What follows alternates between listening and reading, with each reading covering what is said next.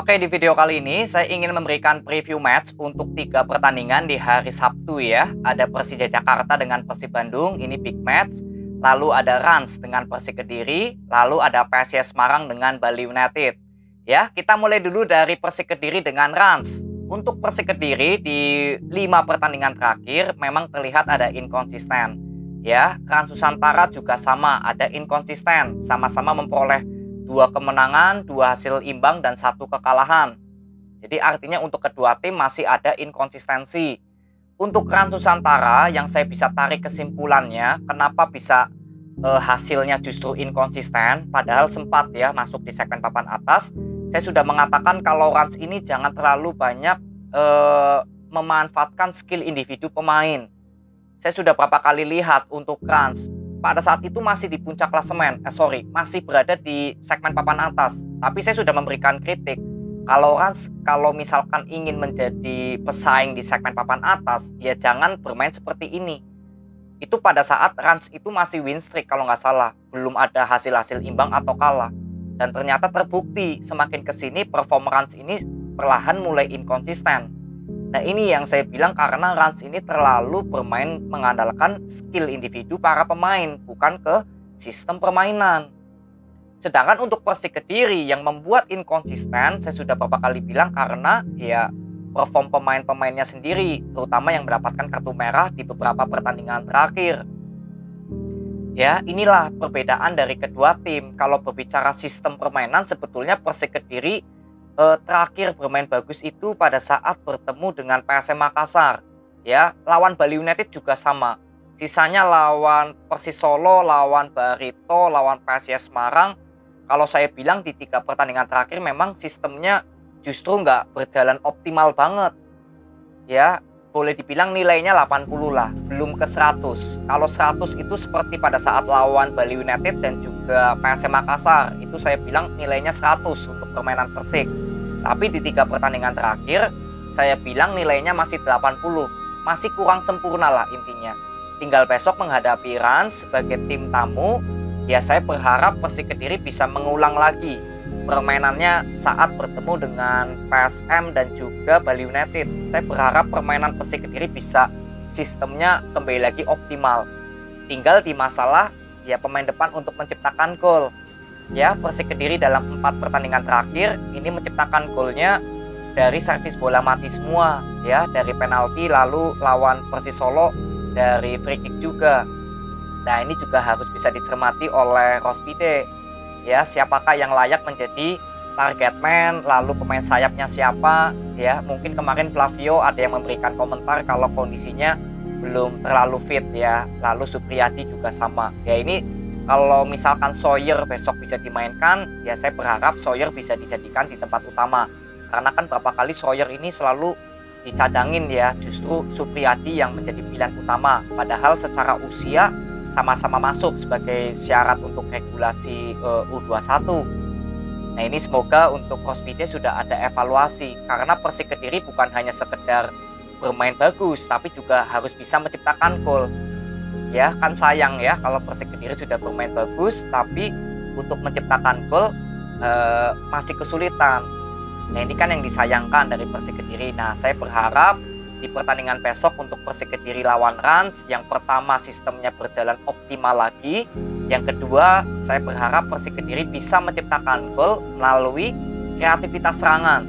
Jadi bukan mengandalkan servis bola mati lah intinya. Karena level saya untuk Persik Kediri bukan hanya sekedar kemenangan, tapi ya bermain bagus dan juga bisa menciptakan gol. Kalau hasil menang kalah imbang nanti mengikuti lah intinya.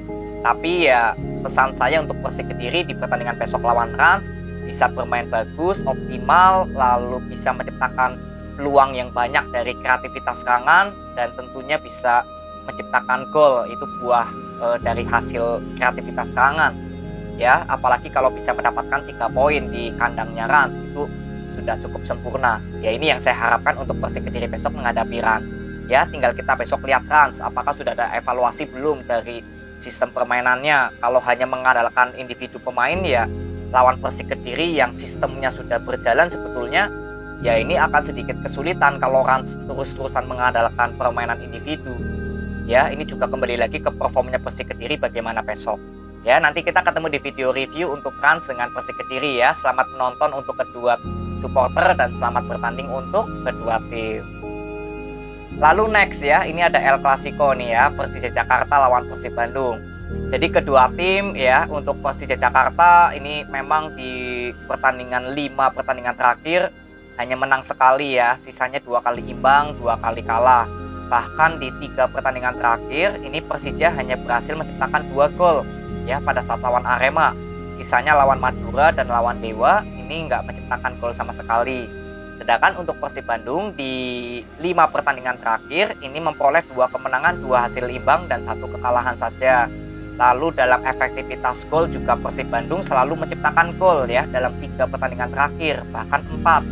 Ya, walaupun jumlah kemasukannya juga kedua tim sama-sama selalu kemasukan ini dalam 4 pertandingan terakhir.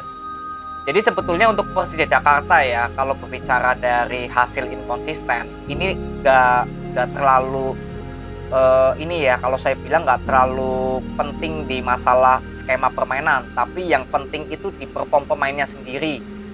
Ya, saya sudah mengatakan kalau Persija Jakarta ini untuk Marco Simic ya, terutama misalkan besok bermain, ya ini seperti memang belum kembali lagi ke perform maksimalnya ya. Jadi kalau menurut saya besok ya mungkin Thomas Doll kemungkinan besar nggak memainkan Simic ya, mungkin ada Rio, Rico ataupun Bitan, Gajos yang permainannya sudah mulai terlihat beradaptasi ya. Ini Gajos sudah mulai bagus nih bermain dengan Persija Jakarta.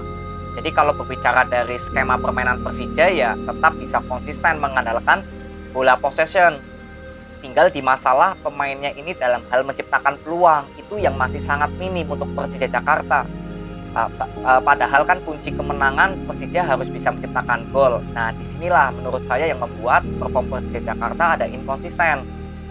Ya, tinggal di masalah menciptakan peluang aja. Kalau berbicara dari sistem permainan ya sudah cukup konsisten. Nah, besok berhadapan dengan Persib Bandung. Persib Bandung kalau saya lihat dari 3 pertandingan terakhir ini justru skema permainannya di bawah Hodak lebih ke permainan cepat atau bisa bermain counter attack. Nah, ini kan salah satu skema permainan yang benar-benar berbeda sekali. Persija Jakarta yang bermain dengan bola possession ya kelemahannya kan counter attack ya, dan Persib Bandung ini kalau saya bilang bermain counter attack. Artinya untuk Persija Jakarta ya harus bisa lebih maksimal lagi membawa bola, lebih bisa maksimal lagi dalam chemistry membangun serangan.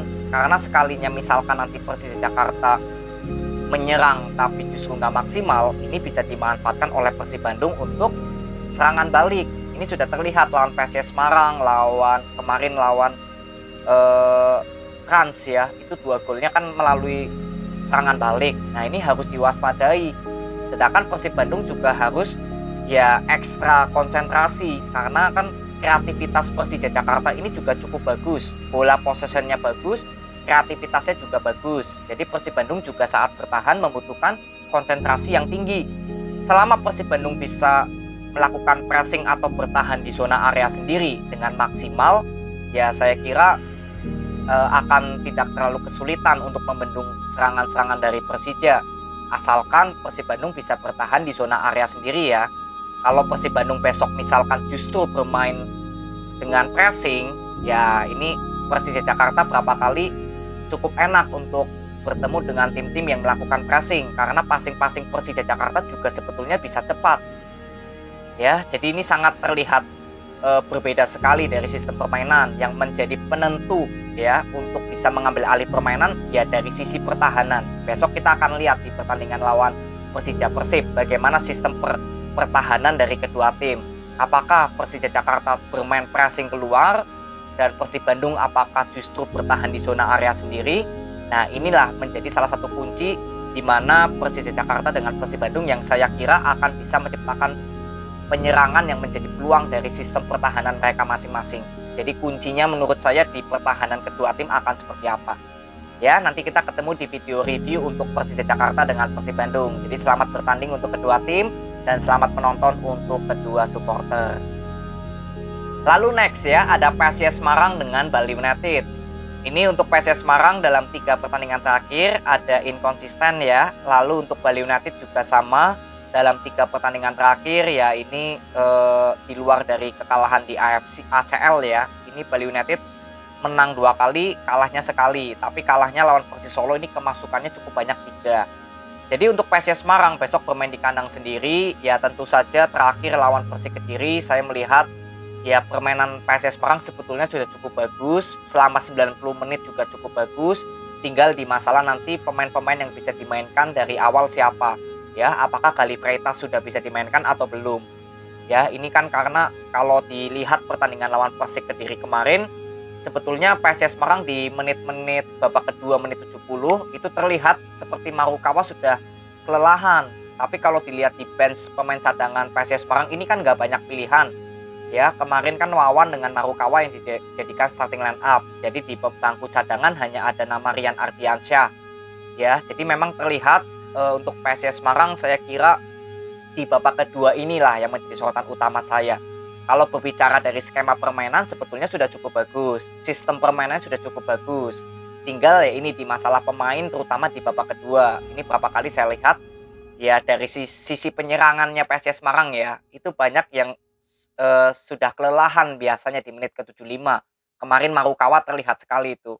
Nah, ini penggantinya siapa dari PSIS Semarang kalau misalkan pemainnya nggak terlalu banyak yang mendukung untuk menggantikan posisinya Marukawa ataupun mungkin Wawan atau Gali Freitas kalau bisa bermain. Nah, ini kembali lagi taktikal yang harus diperhatikan oleh Agius di pertandingan besok. Sedangkan untuk Bali United ya kalau berbicara dari sektor pertahanan, penyerangan ya yang saya soroti tentu saja di pemain tengah. Kemarin saya sudah mengatakan pada saat bertemu dengan Barito ya, saya mengatakan kalau siapakah pemain box to box yang akan bisa ngeklop dengan cara permainnya Eber Besa ya. Jadi PR dari Bali United di pertandingan besok menurut saya tinggal di pemain tengah doang. Kalau pemain sayap, pemain belakang, pemain depan saya kira nggak ada masalah untuk teko. Selama nanti Bali United di pemain tengah bisa menyatu untuk penyerangan ya, nah ini saya kira Bali United akan bisa mendapatkan hasil-hasil yang positif. Tinggal kuncinya di pemain tengah aja, pemain box to box dengan gelandang serang. Ya, biasanya kan Eber Besa selalu menjadi pilihan utama. Nah, ini pemain box to box-nya siapa? Nah, ini yang saya ingin lihat. Sedangkan untuk sistem penyerangan Bali United ya semoga dari sektor sayap, sektor tengah ya ini bisa kreatif. Karena di pertandingan kemarin memang Bali United sejauh ini cukup bagus dari sektor sayap bisa menciptakan gol. Ya, golnya Spaso pada saat lawan PSM Makassar ya, lalu M Rahmat juga sama kemarin lawan Barito, lalu lawan PSM Makassar juga sama, itu menciptakan golnya melalui kreativitas sektor sayap semua. Nah, tinggal di sektor tengahnya aja akan seperti apa untuk Bali United yang saya ingin lihat. Ya, jadi nanti kita ketemu di video review aja untuk pertandingan dari PSIS Semarang dengan Bali United. Selamat bertanding untuk kedua tim dan selamat menonton untuk kedua supporter. Terima kasih. See you.